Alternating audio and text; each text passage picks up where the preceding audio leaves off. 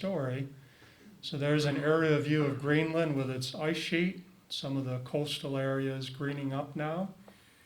But in that side view in the top, you notice that that burden of ice has the ability to depress the landscape.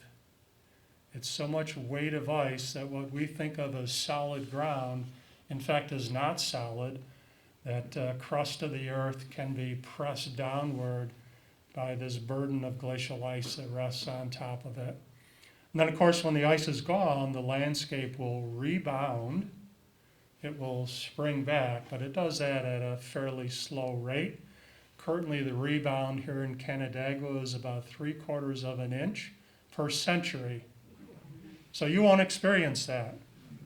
Although I can say I've been up to the top of Mount Marcy, but I have no longer climbed the highest peak because it's higher now than it was the year that I climbed it, because it's still rebounding.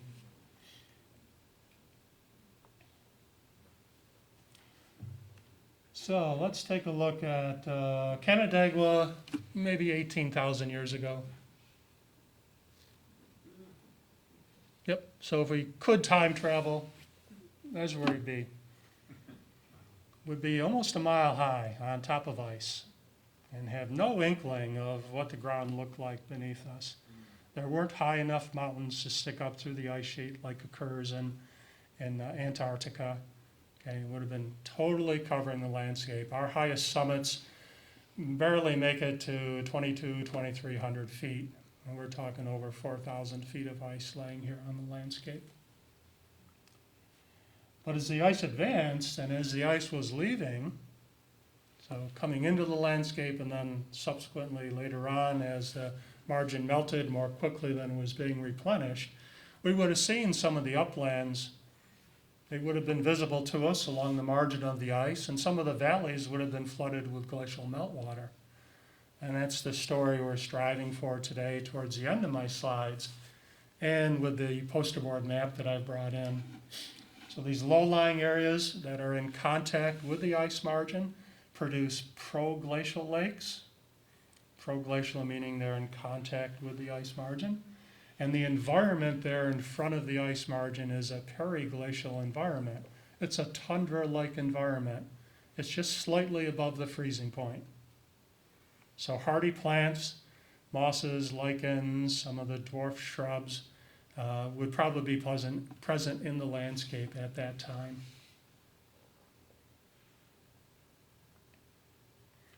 So the important process for forming the Finger Lake valleys is selective linear erosion.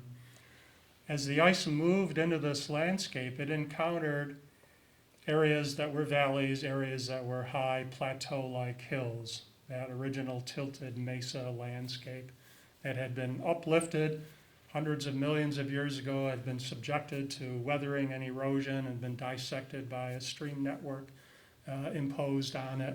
And the ice runs into that as it moves out of the Lake Ontario basin and comes across the Lake Ontario plain area and into the Finger Lakes region.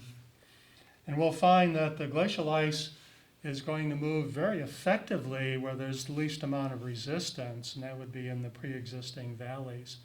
So it's going to selectively erode the pre-existing valleys that were oriented the way the ice was moving. And we know which direction the ice was moving. We can go into the stream ravines here and find some of those underlying Devonian rocks, and we can find parallel scratches on those rocks. Those are glacial striations. And as the ice moved across those rocks, scraped off the overburden of soil, the ice is dirty at the bottom. It's carrying these hard boulders which work like sandpaper, producing parallel scratches and in some instances substantial grooves in the rocks. Central Park has some wonderful glacial grooves right on the rocks in Central Park in New York City. So wherever you are, if you're in a glaciated landscape, you can search for and find these glacial striations and glacial grooves. Ohio actually has a glacial groove state park. Who would have thought? Fairchild would approve of that 100%. if there were meanders in those original streams that the flowing glacial ice was encountering, glacial ice doesn't bend. It's under great stress because of the mass of that ice, and it's going to obliterate any meanders that occur there. So we're not going to find a Grand Canyon-like landscape with meandering Colorado River forming that. Flowing water can meander, but glacial ice doesn't bend very much. It's under a lot of stress. At worst, it's going to crack under the stress. Okay, so it's going to form crevasses if it gets too much stress on it.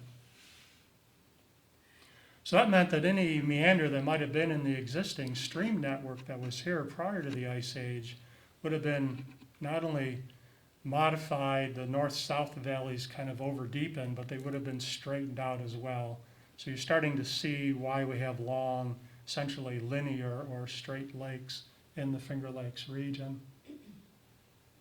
So in my circle there, those large arrows are meant to represent basal flow directions based on striations found on our outcrop of rocks and stream beds. And you can see it's basically north to south. It's just a few degrees off. And that's the orientation of our Finger Lakes as well. Moving around the igneous activity in the Adirondacks, the flow lines are a little bit different. They're not bending, but they're curving, I guess, a little bit up there in the Adirondacks. You can see as far as the Wisconsin ice sheet traveled, that's the terminal moraine line. You can see that one section near Allegheny State Park, what Fairchild called the Salamanca reentrant that was not glaciated during Wisconsin times. And of course the dumping grounds, Long Island.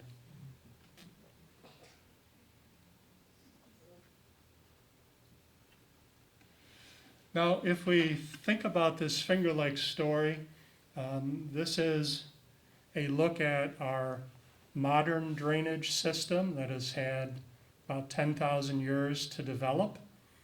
You can use different types of photographic techniques and laser techniques to develop these maps.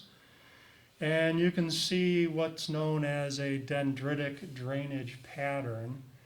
And this is probably what was present as the ice first began to move into our landscape.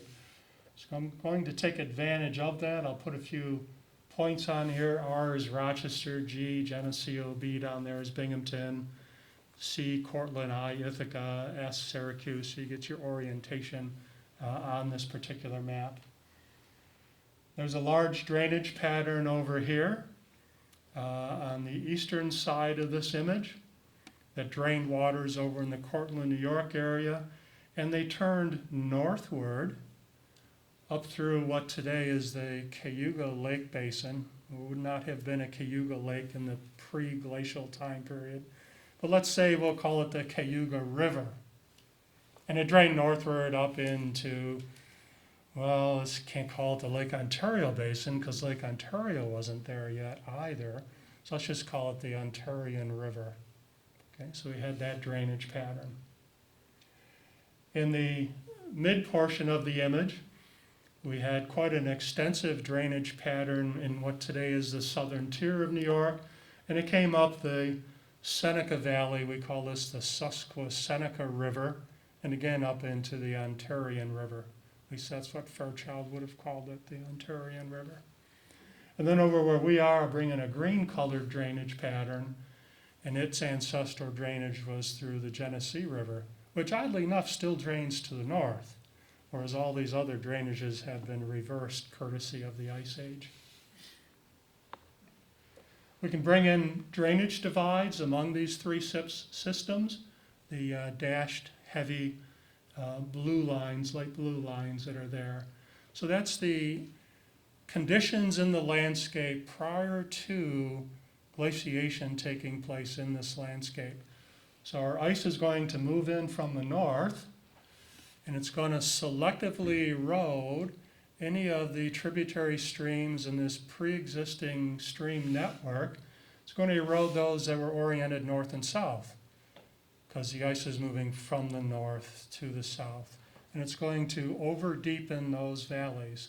substantially over deepen those valleys. And any tributary that's east and west is going to just be glanced over. And today we'd call it a hanging valley that leads down into our over deepened Finger Lake valleys. And the reason we have so many beautiful waterfalls is those hanging valleys have quite an elevational difference compared to ultimately where they're going to drain into one of the Finger Lake valleys.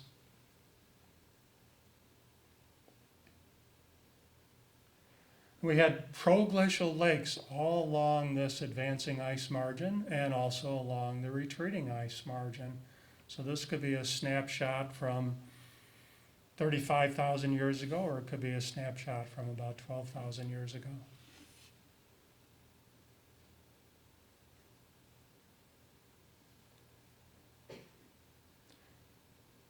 And all of those proglacial lakes had to have drained southward. So they would have gone into the ancestral Susquehanna drainage system and into Chesapeake Bay. There's no drainage opportunities to the north. It's all filled with glacial ice. So there's no functional St. Lawrence Seaway, no functional Great Lakes system. Everything's clogged with glacial ice.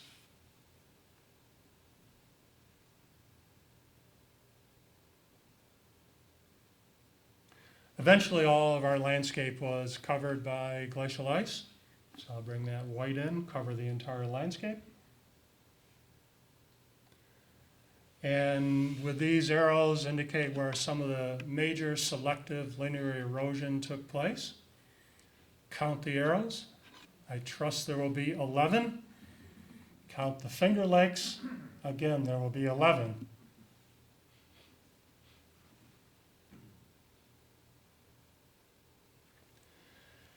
Now, as the ice margin retreated from our landscape, it was not a steady retreat. It was an oscillating retreat. There may even have been minor readvances during the overall retreat of the ice margin.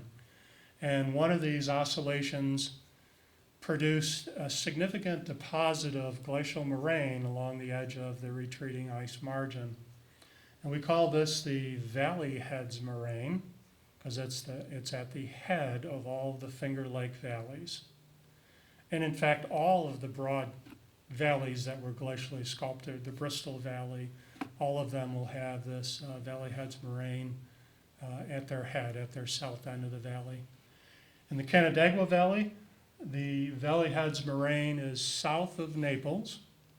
You travel up the top surface of the Valley Heads moraine when you leave that wonderful ice cream stand down there in Naples. You guys all know it probably, Lenny Lou's. Right after that, you head up slope. You're heading up the top surface of the Valley Heads moraine. And by the time you get to North Cohocton, you're finally up on the top. And you've come up probably about 600 feet. So it's a very significant amount of material dumped off the melting edge of the ice sheet that formed that Valley Heads moraine. It may have been oscillating. There may have been a few instances where it was bulldozed up by a slight re-advance of the ice margin. But it's a wonderful landscape. And if you stop on your way from Naples to North Cohocton, you can see bedrock hills in the background, but everything in the foreground is Valley Heads moraine deposit with that rolling topography. They call that a came and kettle topography, the came being those rounded mounds and the kettles being those hollows or those basins. And sometimes those basins actually hold water. Even here on top of the Valley Heads moraine, you may find lakes on the top of the moraine deposit. In fact, Loon Lake, just a little bit west of Cohocton, that area, that's a kettle hole lake that's right on top of the Valley Heads moraine. Okay. So we look at the story of the Finger Lakes. We have these 11 valleys that were over-deepened during Wisconsin time period. What were narrow V-shaped valleys were transformed in these over-deepened broad U-shaped valleys. You can see erosion was more effective in some of the valleys than in others, and that may be nature of what was the pre-existing elevation of that stream that was being eroded, what was the thickness of the ice, what was the quantity of dirty rock tools carried embedded in the bottom of the ice that were the agents of erosion. Now this image shows you just the side profile. One of the images from researchers at Syracuse University also shows you the sediment fill. So imagine they were taking a very powerful fish finder out onto the lake. They would send their signal down from their boat, and they actually would tow a raft behind them that would be the receiving unit for the reflected signal off the bottom. It reflects, travels through the water, travels back up again pretty quickly. Water doesn't offer much resistance, travels through the glacial sediment with a little bit more difficulty, and doesn't reflect really off that lake bottom, the solid rock underneath the basin. So everything you see here that's black represents the sediment fill that's in the basin today, because they did this sensing just in the 1970s, 1980s. You can see two of the lakes today are below sea level. That's a testimony to how powerful selective linear erosion can be. But they were well below sea level at the end of the Ice Age if you add in that extra depth of sediment fill that's indicated by the black zone at the bottom of each of these valleys. And over in the Canandaigua Valley, the sediment fill in the bottom of the lake today is probably about 100 feet. And the lake, of course, has a maximum depth of 276 feet. So add another 100 feet to that for the depth of the first modern Canandaigua lake sitting out there in the valley, and then erosion begins to fill it in.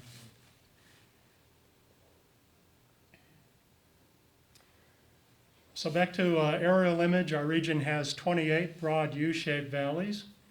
11 of these are doubly dammed, so the valley heads moraine at the head of the valley at the south end, and then a smaller moraine, another momentary pause during the retreat up at the north end. Here in the Canandaigua Valley, it's up near where the water tower is, up on North Street and Sand Hill Road. Again, you get that same rolling topography like you saw on the Valley Heads Moraine image down near North Cohocton. So we can take a valley, dam it up at both ends, and then going to trap water between both dams. And whichever dam is a little bit lower, eventually we will erode an outlet through that and drain the water off. Today we drain off through the Oswego River system to the north.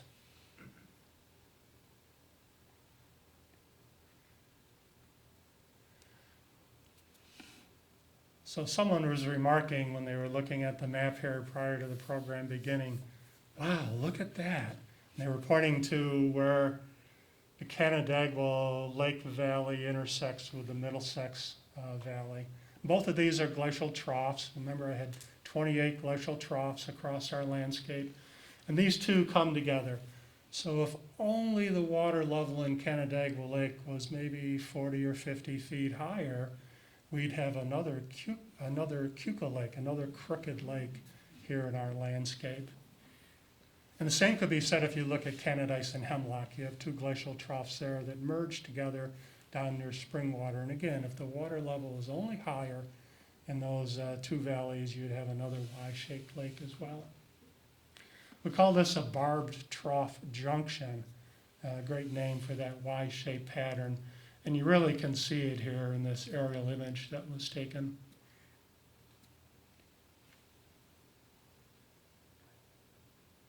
Everybody orient yourself here in this image. You got Conklin's Gully, Parish Flats Road there. Okay, good. So Fairchild wrote about the pro-glacial lakes that stood along the retreating ice margin. I've added in the red circle to kind of zoom your attention right into the Canandaigua Valley. The retreating ice margin, the lighter green, and you can see there were some pro-glacial lakes in the Canandaigua Valley. They would have had Valley Heads Moraine to the south, functioning as a dam, and they would have had the ice margin to the north, functioning as a dam. The ice margin's a heck of a lot higher in elevation than the valleyheads moraine to the south. So these proglacial lakes, once again, they all drained southward. And each of the valleys across our landscape would have had those proglacial lakes in them. We even have some Lake Erie water invading far western portions of New York State. The Lake Erie Basin had not rebounded yet from the loss of weight of ice, so it's depressed, and the water moves up towards Tonawanda, Lackawanna, those areas. So this is an original Fairchild research publication figure. And it's pretty amazing how accurate he was. You can kind of keep that in mind when I'll show you what I did just for our own little local Canandaigua Valley, Bristol Valley, Honeoye Valley on this poster board map. So what evidence do we look for to substantiate that there was a proglacial lake in the valley? We can examine the valley wall for abandoned shorelines. These will just be small wave-cut terraces when the water level stood higher up on the valley. We could go down into the valley floor through the modern soil, which is probably a couple of feet of thickness of modern soil, and we would find glacial varves. Varves are seasonal couplets of deposition in the bottom of these glacial lakes. These lakes were ice covered in the winter and were very calm, and then they were open water during the short summer season and would have had a lot of wave action, wave energy, and turbulence in the water. In the summer, the clay deposits will not settle out. There's too much turbulence in the water, so the waters would always look very turbid. But they would settle out in the winter when these proglacial lakes were ice covered. So we get couplets of winter sedimentation clays and then a couplet of summer sedimentation, which would be silts. Then you would say, well, wait a minute, what's that rock doing in this couplet pattern? That's probably a rock that melted out of an iceberg that was drifting on these lakes. Because the ice is dirty along the ice margin, it's got big boulders and rocks in it. Drifts out there, the iceberg melts in that short summer season, plop. There's a boulder down mixed in with the glacial varves at the bottom of the lake. I had occasion to be working on an inlet restoration project in the southern Honeoye Valley. We did some test digging with a backhoe, and we found the varves for the bottom of Glacial Lake Honeoye, another proglacial lake that was just west of us. And maybe you can see the sedimentation there. If not, I'll put a few lines in here that show you those different couplets of silt and clay. You can actually measure how many couplets there are, and you could estimate quite accurately how long that glacial lake was in existence. Are there 350 couplets of silt and clay, 350 varves? The lake was there 350 years. And then a lower outlet was uncovered as the margin retreated and the lake disappeared at that location.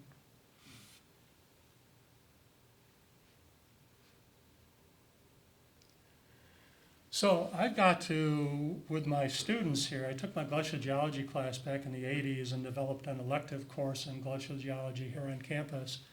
So I had to come up with a way of sharing all of this, and most of us are really good visual learners. We didn't have PowerPoint capability back then. It was all 35 millimeter slides, so you had to try to do it on a chalkboard. And a lot of you remember what chalkboards are all about. Some of us were very good at drawing on chalkboards.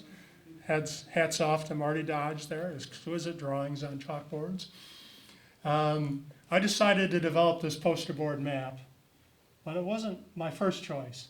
I said, maybe I can just fly students over the landscape, and then they get that big picture, that sense of scale to see what this landscape was like, which you just don't appreciate when you're standing on the ground here on campus. No college support for that option. I could purchase some expensive remotely sensed images. They were all black and white images back then. But once again, it wasn't going to be a high priority within my department of what they could purchase in any given year. So that wasn't going to work. So my option was to make my own set of images through investing my time rather than a lot of money. So I just had to get creative and artistic and be scientifically accurate to a certain degree to develop these maps.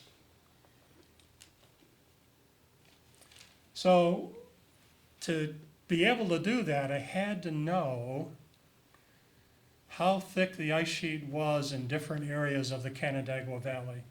And fortunately, there had been some work done in Antarctica that related ice sheet thickness to distance you were from the margin of the ice sheet.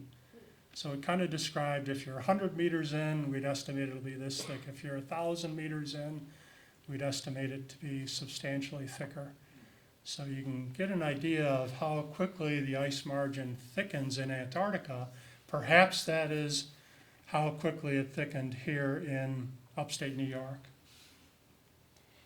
And the publication put out this formula, H equals the square